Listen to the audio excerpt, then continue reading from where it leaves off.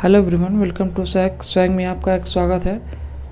आज हम बात करेंगे एक ऐसी घटना की जो कि मानव के लिए बहुत ही शर्मसार घटना है और बहुत ही निंदनीय घटना है। मानव के द्वारा किए गए ऐसी कार्य हैं और हम बात करेंगे कि हमारे पेपर के दृष्टिकोण से जो प्रश्न बनते हैं हम उसको करेंगे। तो ये कहानी क्या है, इसके पीछे को हम कहानी जानने का प्रयास करेंगे और कहाँ पे ये हुई है, क्या क्या हुआ है, हम सब कुछ जानने का प्रयास करेंगे। तो हम शुरू करते हैं। सबसे पहले शुरू करते हैं हम यहाँ पे देखेंगे कि ये कहानी है सह्याद्री टाइगर रिजर्व की। तो अगर हम भारत को देखेंगे, भारत का मैप देखेंगे, तो भारत का मैप जो है एक घाट की बात करेंगे तो एक पूर्वी घाट है, एक पश्चिमी घाट है। तो ये जो बात है, ये सह्याद्री टाइगर रिज़र्व है, ये पश्चिमी घाट में है। तो जो सह्याद्री टाइगर रिज़र्व है ये पश्चिमी घाट में है, ये महाराष्ट्र में है। इसमें महाराष्ट्र के 4 ज़िले आते हैं, एक सतारा, सांगली, कोल्हापुर, रत्नागिरी। इसमें महाराष्ट्र के 4 ज़िले आते हैं, सतारा, कोल्हापुर, सांगली, रत्नागिरी। भारत सरकार ने इसे 2008 में बनवाया था बाघों के संरक्षण के लिए।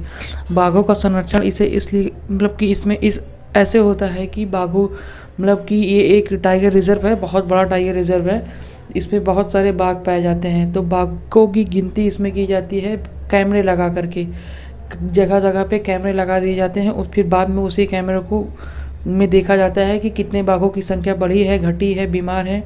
उसी से ही हमें जानकारी ये होती है। अभी इसी वीडियो में हम देखेंगे कि कितने बाघ अभी वर्तमान समय में पाए जाते हैं। जैसा कि आपको पता ही है कि बाघों की जो इम्पोर्टेंस है हमारे लिए बहुत ही ज़रूरी है, क्योंकि हमारा राष्ट्रीय पशु ही बाघ है।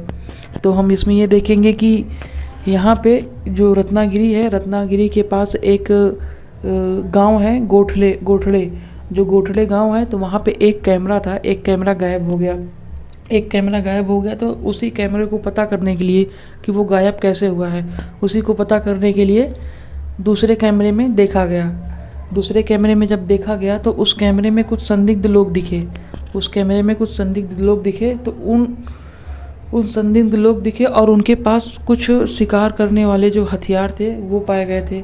तो इसके बाद जो भी वो टाइगर रिज़र्व होता है, एक टाइगर रिज़र्व का एक अधिकारी होता है, उसके बोलते हैं फॉरेस्ट रेंजर। ये अधिकारी होते हैं, बड़े अधिकारी होते हैं। तो वो जो अधिकारी थे, इसके बाद 31 मार्च को वन संरक्षण एक्ट 1972 के खिलाफ अज्ञात केस दर्ज किया गया। नाम तो पता नहीं था, अज्ञात केस दर्ज किया गया। जांच हुई, जांच के लिए एक टीम बैठी गई।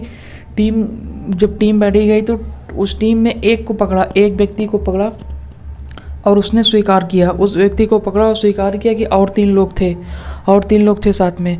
जब अधिकारी ने चेक किया, उनकी मोबाइल चेक की, उनसे पूछताछ हुई, तो उनके फ़ोन में देखा गया, क्या देखा गया, यहीं पे सबसे बड़ी बात यहीं खुल के आती है।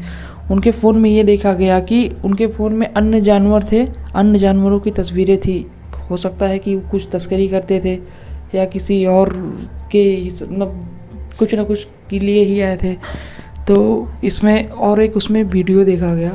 उस वीडियो में एक जानवर होता है गो, जैसा कि आप इमेज में देख पा रहे होंगे।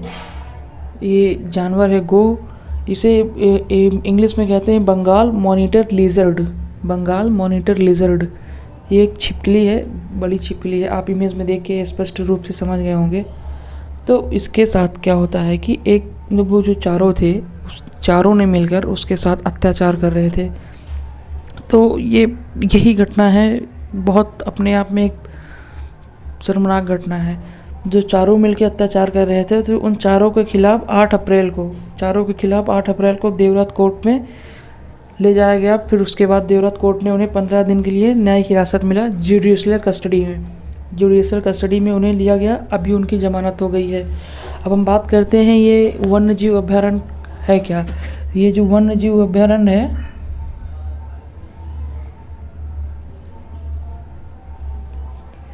ये इसके तहत क्या होता है, वन्य जीव अभयारण्य के तहत वो वन्य प्राणी होते हैं, जो वन के जीव होते हैं, जो कि पालतू पशुओं में भी इनकी गिनती गिनी जाती है। तो ये जो पालतू पशु है, उनको पालना, बेचना, शिकार करना, मारना या क्रूरता करना इनके साथ ये अपराध है। इसको अगर आप ऐसा करते हैं तो 3 से 7 साल तक के लिए जेल और 25,000 रुपये जुर्माना। तो ये एक पूरी कहानी है। अब इसके पीछे जो हमारी परीक्षा की उपयोगी से महत्वपूर्ण है, हम इसको समझने का एक बार प्रयास करते हैं। अभी हम सब देखेंगे कि राष्ट्रीय उद्यान, वन जीव अभयारण्य, टाइगर रिजर्व में क्या अंतर होता है। राष्ट्रीय उद्यान, वन्य जीव अभयारण्य, देखिए इसमें एक बात हम समझने की प्रयास करते हैं कि बहुत आसान भाषा में, जो राष्ट्रीय उद्यान है ये बहुत बड़ा होता है। राष्ट्रीय उद्यान बहुत बड़ा होता है, इसमें जानवरों को छोड़ दिया जाता है, जानवरों को बिल्कुल पूरी तरीके से छोड़ दिया जाता है। ये एक जंगल होता है और जो इंसान होते हैं जिन्हें ये देखना होता है उनको देख सकते हैं, परमिशन लेके देख सकते हैं। आपको एक सफारी होती है जिप्सी टाइप में, उसमें बैठ के देख जाना पड़ता है, देखना पड़ता है। अगर यूँ कहें तो उसमें जंगल खुले रहते हैं, आदमी पैक हो गए जाते हैं देखने। ये है राष्ट्रीय उद्यान, नेशनल पार्क, ये बहुत बड़ा होता है। और जो वन्य जीव अभयारण्य है, वन्य जीव अभयारण्य में ये होता है कि वन्य जीव अभयारण्य में जानवर पैक रहते हैं, आदमी खुले रहते हैं, बस यही इतना फ़र्क है। नेशनल पार्क, राष्ट्रीय उद्यान में जानवर खुले रहते हैं, आदमी पैक रहते हैं, और वन्य जीव अभयारण्य में जानवर पैक रहते हैं, आदमी खुले रहते हैं। और जो टाइगर रिजर्व है, ये टाइगर्स के लिए ही बनाया गया है। जो टाइगर रिजर्व है, टाइगर रिजर्व के लिए इसलिए बनाया गया है कि जो बाघ हैं, बहुत सारे अलग अलग प्रजाति के मतलब कि जानवर तो अभयारण्य में भी पाए जाते हैं, राष्ट्रीय पार्क में भी पाए जाते हैं। तो लेकिन इसमें जो टाइगर रिजर्व एक अलग से बनाया गया है कि इनको अलग से एक संरक्षण देना है। इनको संरक्षण इसलिए देना है कि हमारी ये इनकी संख्या बहुत ही तेज़ी से विलुप्त हो रही थी, लेकिन अभी कुछ समय में देखा जाए तो इनकी संख्या में बहुत ही इजाफा मिला है। ये हमारे लिए बहुत ही अच्छी बात है। अब हम इसका मतलब समझते हैं कि इसका मतलब क्या होता है। जो राष्ट्रीय उद्यान है, इसमें कोई भी वनस्पति, वनस्पति कहने का मतलब कि कोई भी पेड़ पौधा, वनस्पति, जीव, ऐतिहासिक या सांस्कृतिक परिदृश्य के महत्व स्मारक संरक्षण कब किए जाते हैं। कहने का मतलब ये है कि जो वनस्पति भी हैं इसके अंतर्गत आते हैं, जीव भी आते हैं, ऐतिहासिक स्मारक भी आते हैं, कोई मतलब कि जो बहुत ही हमारे मतलब सांस्कृतिक पक्ष रखता है कि ये, जैसे कि हम उदाहरण के स्वरूप बात करें कि जैसे ताजमहल है, ये राष्ट्रीय स्मारक है ना। तो जैसे ये धीरे धीरे ये ख़त्म होने लगे। ख़त्म होने का मेरा कहने का तात्पर्य ये है कि जैसे ये लोग जा रहे हैं, मतलब सैलानी जा रहे हैं देखने, धीरे धीरे इसमें जो अभी टूरिस्ट जाएंगे ये ख़त्म होने लगे। और ये जैसे होता ना कि बिल्डिंग जब जाते हैं लोग तो उसमें मरम्मत ना हो, बिल्डिंग इसको बचाया जाना है, हमें जो आने वाली पीढ़ियां हैं 400, 500, 700 साल आगे ले जाना है, उन्हें दिखाना है कि यही है भारत का गौरव। तो उसको बचाने के लिए, उसको सुरक्षा करने के लिए हम राष्ट्रीय उद्यान उसके बाहर बना देते हैं, बीच उसको राष्ट्रीय उद्यान बना देते हैं। वो बीच में वो है तो वो बहुत बड़ी प्लेस हो जाती है, बहुत बड़ी जगह हो जाती है। तो यही है।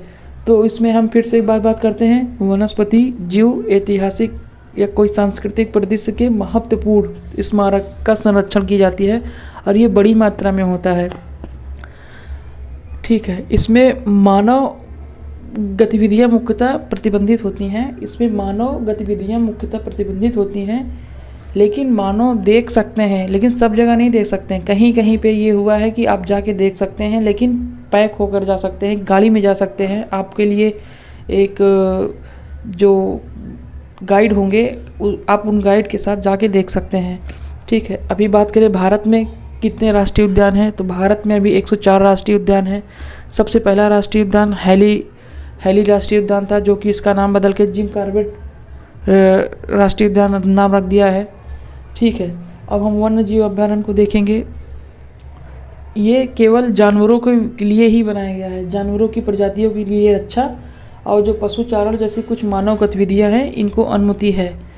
इसमें केवल वन्य अभयारण्य के लिए जो जानवरों की बहुत सारी संकटग्रस्त प्रजातियां हैं इनको ही सुरक्षित करने के लिए इनको बंद करके रखा जाता है, ताकि लोग आए देखें कि अच्छा ये भी था, और इनको सुरक्षित रखा जाता है। बात करें वन्य जीव अभयारण्य की, तो ये भारत में 551 है। बात करें टाइगर रिजर्व की, तो टाइगर रिजर्व हम बात कर ही लिए हैं कि ये बाघों के संरक्षण के लिए है, और इसके साथ साथ अन्य जानवर भी रखे जाते हैं। भारत में बात करें टाइगर रिजर्व की, तो इसमें भारत में टाइगर रिजर्व की संख्या 53 है। 20 बाघों की बात करें, अगर बाघों की बात करें कि वर्तमान समय में भारत में कुल कितने बाघ हैं, तो वर्तमान समय में कुल 2967 बाघ हैं, 2967 बाघ हैं। ये केवल 20 ही राज्यों में हैं। अब बात करें सबसे ज़्यादा राज्यों में, कौन कौन से राज्यों में ज़्यादा पाए जाते हैं, तो एमपी हो गया, उत्तराखंड हो गया, कर्नाटक हो गया। एमपी, उत्तराखंड, कर्नाटक में कुल मिला के 1492 बाघ हैं, सबसे ज़्यादा मात्रा में, मतलब कि इतने बाघ हैं 2967, जिसमें से 50% ही इन तीनों राज्यों में पाए जाते हैं। बात करें पहले टाइगर रिजर्व की, तो सबसे पहला टाइगर रिजर्व था जिम कॉर्बेट। ये है इसकी स्थापना हुई थी 1 अप्रैल 1973 को। ये उत्तराखंड में है। बात करें अभी वर्तमान में 53 है, तो 53 वाला है ये गुरु घासीदास राष्ट्रीय पार्क, ये छत्तीसगढ़ में है। और बात करें 52वां कौन सा था, तो 52वां रामगढ़ विषधारी अभ्यारण्य, ये बूंदी राजस्थान में है। और बात करें भारत का सबसे बड़ा टाइगर रिजर्व, तो ये नागार्जुन श्रीशैलम है, ये आंध्र प्रदेश में है। देखिए एक चीज़ हम यहाँ पे और समझते हैं कि ये राष्ट्रीय उद्यान है, ये वन्यजीव अभ्यारण्य है, ये टाइगर रिजर्व है। ये सबसे बड़ा होता है, इसके अंदर ये भी हो सकता है, इसके अंदर ये भी हो सकता है। राष्ट्रीय उद्यान के अंदर ही वन्यजीव अभ्यारण्य हो सकते हैं, इसी के अंदर ये भी हो सकते हैं। राष्ट्रीय उद्यान के अंदर बहुत सारे लोग रहते भी हैं। कहने का मतलब ये है कि कोई चीज़ है वो धीरे धीरे विलुप्त हो रही है, तो वहाँ के लोगों को हटाया नहीं जाता है, वहाँ के लोगों के अंदर ही, उसी राष्ट्रीय उद्यान के अंदर ही डाल दिया जाता है, बशर्ते कि वो थोड़ा सा एरिया अलग अलग होता है, अलग अलग जोन होते हैं, ससर जोन होते हैं, कोर होते हैं, अलग अलग प्रकार के होते हैं। तो अभी इसमें बात करें कि वर्तमान में कौन इसके मंत्री हैं, हमारे केंद्रीय मंत्री हैं, ये श्री प्रकाश जावड़ेकर जी हैं। ये राज्यसभा से मध्य प्रदेश से निर्वाचित हैं सदस्य, और केंद्रीय पर्यावरण और जल परिवहन मंत्रालय इन्हें मिला है।